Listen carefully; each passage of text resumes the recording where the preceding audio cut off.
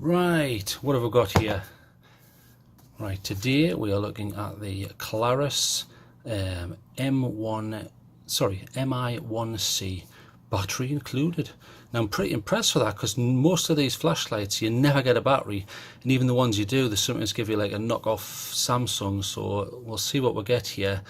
So there's the SKU, just if you need it. It's made in China and it's looking all right. Very small. Now this is supposed to be, now on the website they say one of the smallest side switch flashlights in the world. I don't know if that's true, because I'm pretty sure Mech Army do one which is absolutely tiny, but okay, well, I'll believe them on this occasion. So how the hell do you get in here now? I've failed the initiative test. I can't even get in the box. Right, we'll cancel in the video. No, here we go. It's time for an unboxing. Get out the Kershaw when in doubt. Right, let's get in here. Is that it? At last we're in. Right. Wow, that is small. Okay, so very nice. Nice, looking good. So let's see what's in the box before I start describing everything here. Let's just fill it. Now this must be, so the battery must be in there. Now what's this? I don't know what the hell that is. Please pull and remove battery compartment tabs before using the flashlight. Right, so probably what they're referring to there is there'll be some sort of insert which keeps the battery from discharging. That's just for safety reasons. So I'll pop that back in the box there. That's fair enough. That's a good description there. And 2 O-rings. So well done, Klarus. 2 O-rings. They're not the big fat ones like you get on the Rode M4, I notice, but 2, so who cares? And it is a really small flashlight, so they probably need to be small anyway, so I'm not going to reduce marks for that. And this must be the manual. So using my superpowers, I want to quickly memorize this. High 600, 300, okay, battery off, lockout. Right, that's memorized using my X-Men powers there, memorized. So put that off to one side and let's have a look at this flashlight. So it's a nice little small one. This is the Klarus Mi1C. Now it's using a cr, so you can probably see down there, that's the cr LED down behind the lens there. I'll come to the lens in a moment, because it's pretty unlike a lot of the other ones where you just have a piece of glass over the top. So it's using the XP-L high, which is one of my favourite crs, because you get a nice output on those. You don't get such a good colour reproduction, but I don't care, I quite like the output on them, and it's the V3 version of that. It's supposed to come with a magnetic tail, so let's go back to the Kershaw and see. Oh, it's true, it is a magnetic tail, and that's sticking pretty well, even through a night ride coating there, so excellent. So nice to see that. That's a little added feature. I think it's a bit gimmicky, but you do get used to it. I've used it a few times on bits of metal, car work, and in the garage and things like that, but other than that, how often am I going to use that? You know, I don't. Maybe if I worked on a submarine I could stick it everywhere, but I don't, so we'll see. It's supposed to have a fade in and out function, which I've not seen before on a flashlight, so we'll look into that more once we get the battery in. It's have a lockout feature, which I try and work out once I get the battery in, and it's an IPX8. So what's IPX8? IPX8 means, as long as, I'll just open this and have a look, as long as you have the O-ring, so there's the O-ring there, that's that rubber thing that you know, you get 2 free. So there's your O-ring there. So as long as that's there and this is properly tightened, and I always stress this because sometimes people don't do this and then they complain. So as long as those 2 things are intact, you can put that in water up to 2 meters of depth and it should retain its usability. In other words, it won't leak and you'll still be able to use it. So that's pretty good. IPX is about as high as you can get. You know, if you want deeper than that, you're going to have to start getting diving flashlights, which, you know, aren't my area of expertise. I know nothing about those. So IPX8, excellent to see. I always prefer an IPX8. That's just what I particularly look for. I want a flashlight to be reliable and always work no matter what the conditions are, even if I've dropped it in water. It's also impact resistant to 1 meter. So if you drop that from 1 meter, I mean, I'm dropping it on something soft here, but I presume on concrete would be their test. So 1 meter, it's guaranteed that it's probably going to work. You've got a nice deep inset there. That should be deep enough, yeah. and it's nicely made. It feels solid. It feels like a solid piece. It feels pretty chunky and nice. So it's going to survive at least 1 meter. So before I start going into all the different modes, I just want to discuss this lens, because in fact, you know what, I'm going to have to do it. Where is it? It's time for a drawing. I just want to discuss this lens because it's not one that I've come across, but you will see a similar lens strategy on cheap rubbish flashlights on eBay. They'll normally call them zoomable, you know, and I hate them. It'll always have 1 million lumens for $2, and you think, how? And it's because they're lying and they're a load of rubbish, and they generally use a plastic. Oh, that sounds a bit plastic. Is that? No, it might be glass. They generally use a horrible plastic lens as well, which isn't optically perfect, but this is supposed to be optical grade, so we'll go through that. So on a normal flashlight, you have the LED, which is your light emitting diode, where the light comes out, and it sits in a reflector. Now you have smooth, and you also have orange peel, which I don't need to go into in this particular instance, and light is obviously emitted.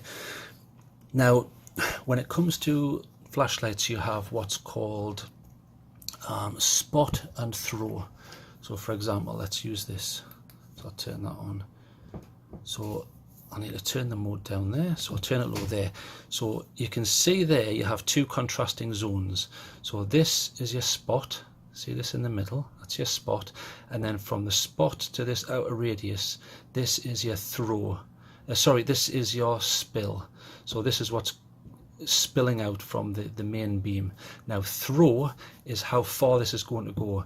Now if I turn this off just for a second, because of this type of reflector, you're going to get a decent amount of throw. Now throw is how far the light's going to go. So obviously if you reduce this bowl here, so if you go from something like, let's say for example the Convoy C8, you have a reflector which looks, this is an exaggeration, but you have it which looks like that. Whereas if you get something like a Convoy S2 Plus, your reflector is more like that. Now what happens is you get a little bit more spill. You're not going to get as much distance, whereas on something like this you're going to get a long throw distance, but you're going to get less spill. So you've got to ask yourself, what is it you want the flashlight for? Do you want it for close-up stuff, in which case you want this, so something like the Convoy S2 Plus. If you want something with more throw, you would go for something like the BLF L6 or the Convoy C8. Just 2 examples there, but there's many more. So you're probably asking yourself, okay, well, what's he going on about? What's this lens here? Okay, so on all of those previous examples, you have a piece of glass. That the only job of that glass is to stop water getting in. It doesn't really serve any other purpose, okay? I mean, they'll have anti-reflective coatings and things like that, but that's irrelevant. So in this case, what you have is, regardless of how deep this is, the glass is like this. And it's what's called a convex lens. So you have concave and convex. Convex just means it goes out. So what happens is, on a normal one, light is transmitted through the glass like that. Now, a half and half example of this would be the Olight. So if I get the Olight here, you see it has a half and half lens. So you have glass, then a bump, then glass. So what happens is, some of the light is transmitted normally, and some of the light hits this lens and is spread slightly. So what do you think happens with this one? This is an extreme example. So all of the light is spread. So you end up with no throw and all spill. So you're probably thinking, what's the point of that? Well, for close-up stuff, that's excellent. You don't necessarily want, like for example, if I put this on full, it'll be useless. So if we go up, that spot's too, it's blinding me. I can't see the detail under here. So I need this sort of light, but here and uniform. So in order to get that, and we'll get the battery in and I'll show you, you just want all spread, but you lose through. So we'll take that away, and I'll see if I can work out how to open this thing.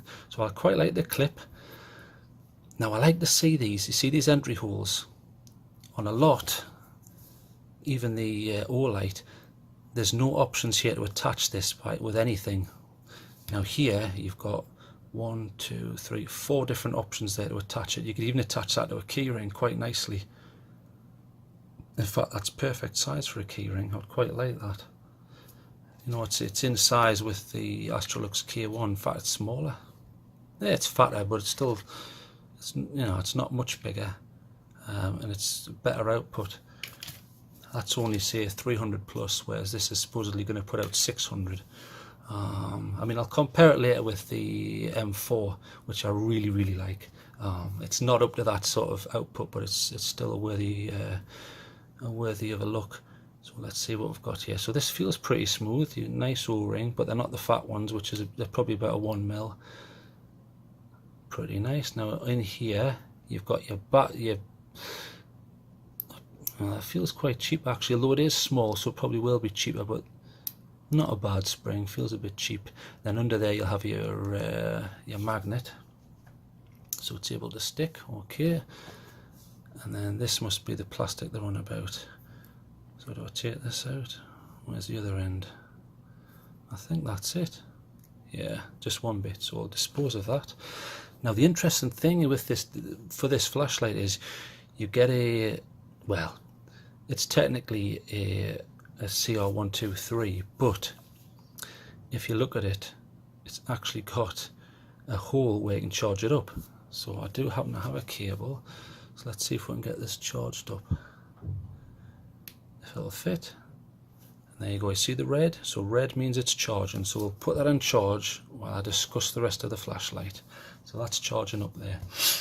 So back to the flashlight. So you've got this lens which we've discussed, and it's just going to give you all flood. Now the interesting thing is these seem to be like the O-lights. The O-lights you have to put the batteries the other way around, so you'd put the plus terminal to the top and the negative to the bottom.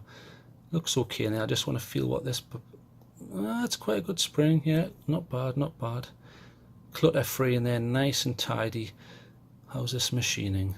It looks pretty good. It felt pretty smooth actually. It's not heavy, and if you notice, it's got no lubricant on whatsoever. But they must be confident that that's machined to such a good degree that you're still going to get IPX8. So that's fine. And this feels nice and smooth when it goes on and off. Yeah, that feels nice. Got no issues there. Nice and smooth. Okay.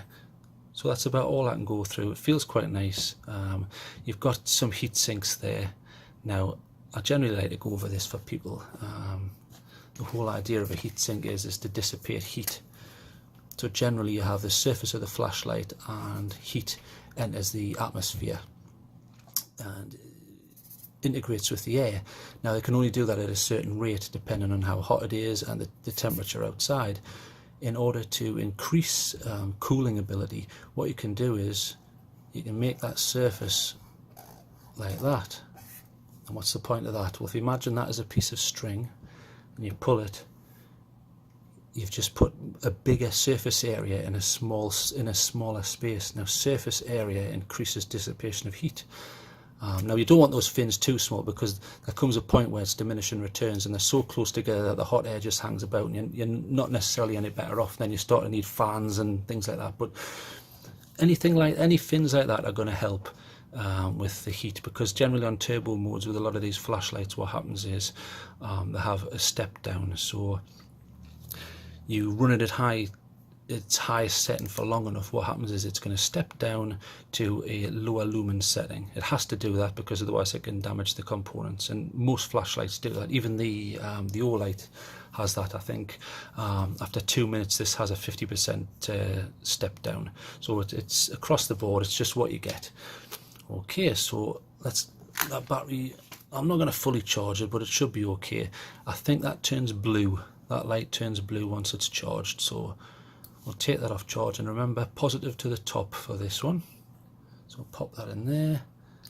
So it's nice that they give you a rechargeable battery. Now the reason I think they've done that is because a lot of these small ones come with a charging port. The problem with the charging port is it means there's an entry point for water, so you no longer get the IPX8. So by giving you a battery that you can charge like that, it means that they're able to retain the IPX8, whereas the charging mechanism is in the battery, and once this is sealed up, you're sealed and good to go. Okay, so So let's go through the modes. I'll just move all this rubbish out of the way. Okay, so your first mode is an instant access. So I'll go through the 2 instant access modes. So the first one is moonlight mode. So if you hold it, bang, there's moonlight mode. Now you can see the spread there, even when it's not very far from my hand. Just as an example, here's a orange peel reflector on the M4. So look at the difference. So I'm gonna lift these both to exactly the same height. But look at the spread there already. That's spreading out massively, and there's no, if you notice, there's no hot spot in the middle whatsoever. There is no hot spot. It doesn't exist. The whole thing is uniform. So that lens is doing a good job if that's what you want. If you want it to be all spill, that's absolutely fine. So there's your first mode, and then hold it again for off. And then the other instant mode is if you want to go to strobe. So double click. I'll put that through my hand because people complain, say, yeah, I'm getting a headache. So that takes you straight to strobe. Now, I appreciate that.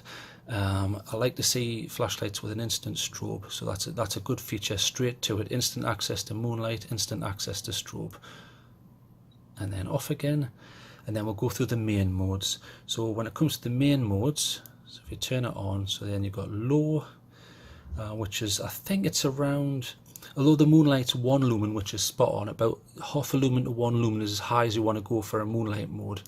So if I hold that down, yeah, there's your low mode. So you only need a very low mode for moonlight mode. It's meant to be such a low intensity that it doesn't ruin your night vision. In other words, if you accidentally get that in your eye, it's not particularly offensive, is it? And it doesn't ruin your night vision. I'm not going to go again over how night vision works. You can check my other videos for that. So that's nice to see. And then off. It also has memory function, but we'll go through that. So you've got low, which is 10 lumens, and you can get about 32 hours out of that, which is pretty impressive. I mean, that the problem is, of course, yeah, that's decent, but it spreads so much that you move far enough away from this, it's not going to do much. And then you've got medium, which is 45 lumens. You get about 5.5 hours out of that. That's pretty nice, though. And I quite like the tint. It's between sort of a neutral and a white. And then there's high, which is, I think off the top of my head, it's 600 lumens, and you get about an hour and 10 minutes, hour and 12 minutes. That's high, sorry, my mistake. So you've got low, medium, high, and super high, I presume, or maybe that's back to moonlight. Okay, so moonlight, low, medium, and then high. So there's your 600. So that, you can see that's particularly bright. But as I say, it does spread out. I quite like that, actually. If I was doing close-up stuff, that's pretty good. And because you've got the clip, I would definitely, and it's not very heavy, I would definitely wear that on a cap if I was doing close-up stuff, and then wherever you look, that looks on the peak of a cap. I'm pretty impressed with that. And as you can see, pretty bright, spreads out pretty nicely. I'm just checking for temperature here. Yeah, it's getting hot, but it's nothing particularly offensive. It's nothing like you would get from, say, you know, some of the BLFs when you whack them back up to full. That's not too bad. That's manageable. It seems to be doing its job, keeping the heat down. So we'll turn that off.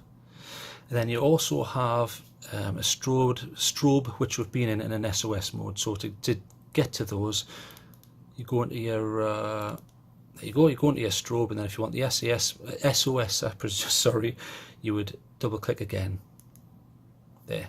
So now you get SOS, which is Morse code for emergency. That's handy as a beacon on its own anyway, if you leave it somewhere. So you've got flash, flash, flash, flash, flash, and then flash, flash, flash. So that's the internationally recognized beacon for distress there. So handy feature to have, and then turn off again. Other features are you have lockout. Now, unlike something like the massive Q8, the BLF Q8, to lock that out is just 4 clicks. On this one, it's a little bit convoluted, and I don't know why they would choose to do it like that. So, but we'll go through them, okay? So to lock out, you hold the button for 5 seconds. So, and then watch. See those flashes? Right, that means it's locked out. So now if you try and use it, you should just get nothing but a flash. So if I press the button, it flashes and says get lost. Now the whole point of a lockout is brilliant. There's nothing worse than you charge your flashlight, you spend all day bushwhacking, lovely, and then you get to camp, oh, it's starting to get dark, let's get the light out. Oh, it doesn't work. Why? Well, you've knocked the button on, and that's one of the pitfalls of a side button flashlight. And that's why I prefer, if I can get them, tail clickers, because you can't hit them inadvertently. You can when you know, given the right circumstances, but in general they don't go on by accident, whereas a side clicker can. It certainly can happen, and it has happened to me, and it's very annoying. So with this one, yeah, you knock the button, you just get 2 flashes and that's it. So here's the weird thing. To unlock it, you have to triple click when you're locked. So 1, 2, 3, and then you get the 2 flashes again, and now it works. Okay, and then because of memory mode, it's going straight back to turbo there. Okay, right, now why didn't they just have, I don't know, like 3 clicks for lockout and then 3 clicks to unlock it? They're kind of making it more, and then it gets even more confusing. You've got a battery check mode. Okay, so another thing to memorize. So in order to enter that, when it's off, you triple click, which I would have had as the lockout. So 1, 2, 3, and then you get flashes. So you see I got 3 flashes there. I'll explain the flashes. So 3 flashes means the battery is over 70%. That's all you can see. It's somewhere over 70%. If you get 2 flashes, it's between 30 and 70, so mid-range of the battery.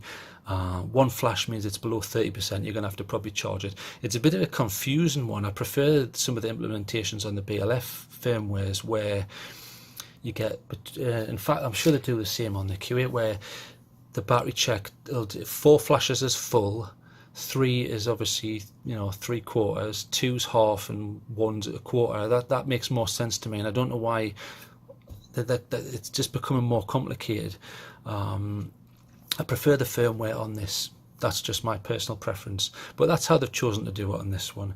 And that's all the modes really. So pretty good, but price. Now yes, I can see, look, it's much smaller than the M4. Much smaller, but I think it's less capable. That pumps out about 950 lumens, whereas this only does 600. They both use a similar battery, which is a cr123. And I don't like that lens as much. It's great for close-up, but if you're not indoors in a small room, anything other than that, and it's not particularly handy. I've used these type of things before, and I'll show you some beam shots in a moment, so you can make up your own mind. But I find that as a limitation outside. I don't care how many pamphlets these companies make, and what they do is they'll show you a photoshopped image of someone holding this, and it's blasting all the way down a highway. I think, well, yeah, but that's not what it looks like in real life, is it? Unless you're wearing, you know, night vision or something. So that's one drawback. But it's really small. Now that wouldn't be an issue if it was cheap. Unfortunately, for the price of that, I can get about nearly 2 of those. So personally, I would just get 2 of those. And if you wanted to do close-up work, just use the moonlight mode. I think it's priced slightly higher than I would like. Now I understand it's a Klarus, which are more expensive, but they're generally more expensive when you have paddles on here and extra buttons and battery lights and things like that. Fair enough, I can understand that, but this doesn't. At this size and for what this does, you shouldn't be charging that amount of money, even though, yes, I understand you're getting a battery, and it's not a normal battery, it's a battery with a charging port. But I still think I think this is about $10 too expensive. That's just my personal preference. Okay, so let's go to marks before I show you the beam shots. I like the size. It feels lovely. It feels a little bit like a little mech army thing. I like it. I like this knurling. It actually works. A lot of them, the Olight knurling, you don't really feel it, and I'm not sure how much of an effect it has. It certainly wouldn't stop much of a slippage, whereas this one, it almost looks like one of the old pineapple grenades, but I quite like that. Looks nice. Firm. This is alright. the clip's actually pretty decent. I like the entry points. The lens works a hell of a lot better than I would have thought, and the buttons are quite nice. I like that, so we'll turn that off. Let's have a total for this. So out of 10, because of the price, I'm gonna have to give this a 7. Now, I'm not saying it's rubbish, I just think it's too expensive for what you're getting, and that lens means that it's only really suited for really close-up stuff in a small room. Any further than that and you're losing the ability to reach out and illuminate. So 7 out of 10. So enough of me waffling on, let's get out and get some beam shots.